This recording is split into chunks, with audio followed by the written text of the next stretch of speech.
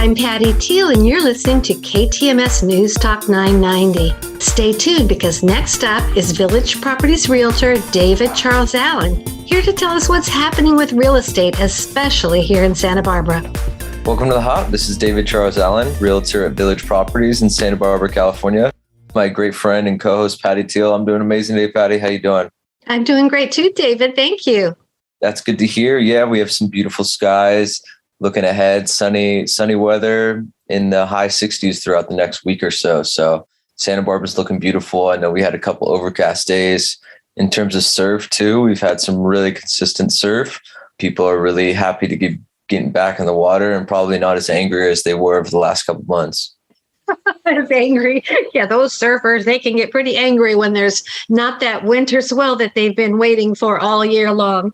Yeah, you're driving down the freeway and people are honking at you. You're like, oh, I know, there's just no waves. It's just more angry. That's just how it goes. Funny. Well, here in Florida, it actually was in the 40s this morning. I cannot believe that it actually got chilly. By the afternoon, it was in the 70s, but I guess there is a winter here somewhat. So I'm really excited about it. How do you like that now that you know it's not just always hot and humid? I like it much better. And I honestly really understand people that choose and have the opportunity to leave here in the summer when it is so very, very hot and humid. I mean, I think Santa Barbara would be a good place to go. Yeah, that's what a lot of people are thinking these days. That's for sure. Yeah. Yeah, in terms of how the interest rates were performing, they continue to go up just slightly since last week. So 3.625% for 30-year fixed conforming and 3.25 for jumbo 30-year. So again, they're slightly moving up, but not significantly. A lot of people are chattering about you're going to see them in the fours relatively soon, 4.5 range, potentially by summer and a year. So again, we say this every week. I feel like it's hard to predict what they're really going to do, but all the signs are pointing they're going up. That can influence prices and people's ability to afford the home they really want. Sure can. And I imagine it can also motivate people to think, well, I better get in now. I better buy a house now before the interest rate goes up even more. But it's hard to know how people are going to react. That's very true. A lot of people do have that mindset where if they don't get in now, maybe they'll lose out on being able to get something in the future. So in terms of that could spike pricing potentially even further. And then if the interest rates do rise and then those people aren't qualified anymore, that could influence the pricing back down or maybe level it out. So it's always going to come down to demand. If people need to do it now, it's going to make it less of a supply, more pricing. And the more spikes you have in that kind of activity, the greater the chance of it correcting itself down the line. Who knows when? Right.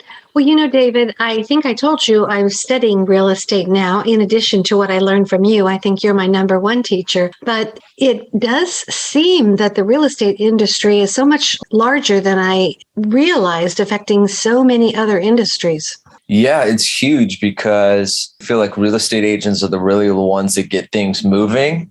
And then when you come down to what happens during a transaction that real estate agents are usually the quarterback for, you have the title company, you have the escrow company, you have home inspectors, pest inspectors. All these people rely on home selling to make a living. Plumbers, stuff like that, people for repairs, contractors. So again, that's a huge chunk that a lot of people don't realize make a living and are able to continue their lifestyle just because homes are turning over. People are looking to buy and sell. Right. And then there's the whole construction end of things, too, if people are building or remodeling. So it is really a huge industry. Yeah. And that's why the last time it really bubbled out, it was affected not just people that were in the industry, but everyone around it, because it had such a wide sweeping effect on everyone. Even if you weren't in real estate, you were going to feel the effects of it because of what happened just to the people in your close proximity. Right. Starting to understand that a little bit better. if people aren't making money, again, that's less they can spend on other things. And that hurts the local shops that don't have that income of someone coming to get a coffee every morning. They aren't able to get the coffee. So now that shop owner is missing out on business too. And then it's just a trickle effect. It always is in everything in that kind of situation. So a lot of people don't look at it like you said. And it's definitely good to have that knowledge. And it's amazing that you're aware of those kind of situations. Finally, David, it's taken me a while, but I'm starting to get it. Yeah, in terms of how the statistics too have performed this last week, we had 33 new listings, 7 price changes, 17 closed, 29 that went pending, 2 that expired, and 3 that were coming soon. So again, no real big buildup in supply. We're picking back up the amount of new listings. For mid-January, that's extremely low to have only 30 listings coming to market in a week. 29, not of them, but 29 in general that went pending. It's tough out there. Yeah, it really is. I don't know how that is going to pick up or what is going to cause that to pick up. Do you have any ideas? I'm sure you have ideas, but what do you think? Well, it's hard to say. It's all going to depend on what people see in their future. Why people move is they're either going to downsize. If they're downsizing or upsizing in this market, it's very difficult because you have to sell then buy. Hard to compete with offers that way. Again, really difficult. And if you're moving out of state or somewhere else, that's another reason why people typically move. It's going to be, again, you're buying and selling first. So it makes the transaction difficult. When people start weighing cost benefits, they always factor in difficulty and stress level. So if it's too difficult or if it's not an easy path, that makes less people want to sell their home and make that move. So essentially, we're not having a lot of people that want to go that path.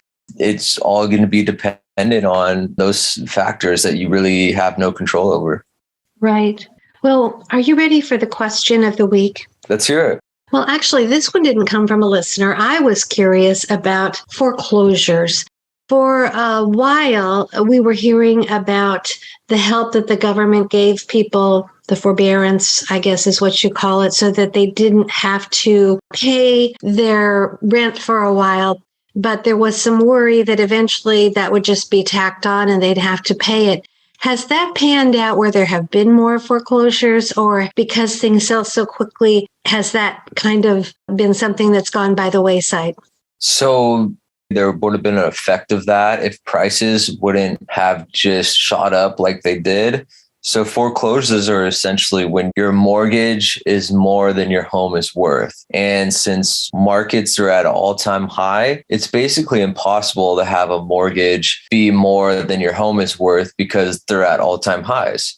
So if you were in trouble and not being able to pay your mortgage, you could sell your home and still make money off of it and get out of the mortgage, move into something you can afford. And that's why we haven't seen any foreclosures, is because it's almost impossible to be over leveraged on your home in this market.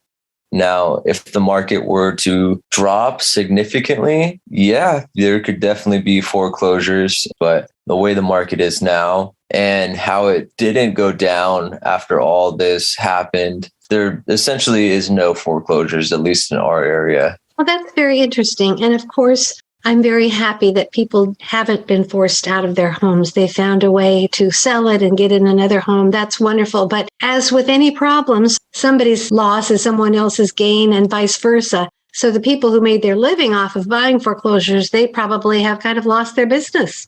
Yeah, I mean, they've switched. People that buy foreclosures are very nifty, so to say. So they're on the hunt for fixers instead. So I see. instead of waiting for foreclosures, they're going around knocking on doors for people that have homes in disrepair and going and buying them potentially off market and then fixing them up and selling them. So they're doing okay. They found another niche to make their income. There's always going to be some way to do it. Some may prove more difficult than others. In terms of Santa Barbara anyway, we really don't have any people that buy foreclosures because there's not that many foreclosures to begin with. That might make sense because with houses selling and the prices up, it's going to sell in a week if you have it priced correctly. Yeah, exactly. So it goes quick. And again, it just comes all down to pricing. It's always about creating the biggest buyer pool and knowing the value in terms of what you have and what's around you. Right. Well, thank you. That was a great explanation. And now for the fur babies at home, how are Mango, Moose, and Bailey doing? They're all doing really great. Mango's been super clingy ever since we got back. So he just wants to be around us at all times. Oh, don't leave me again. Yeah, that's what he's saying. Puppies grow so quickly. How much is he weighing in at these days? I don't know. He's a big boy. Hard to say exactly, but he's probably close to half the size of our German Shepherd already. So, Oh, already. My goodness, it's going to be fun to watch him grow. yeah, he's a big boy. He gets cuter and cuter every day, too. Oh, that's great. Well, thank you, David, for all the great information. Would you share your contact information in case anyone listening would like to get a hold of you? Yeah, my number is 805-617-9311, and my email is david@davidcharlesallen.com. Thank you so much, David. All right, Patty, let's give it a go next week. For sure. Bye-bye now. All right, bye.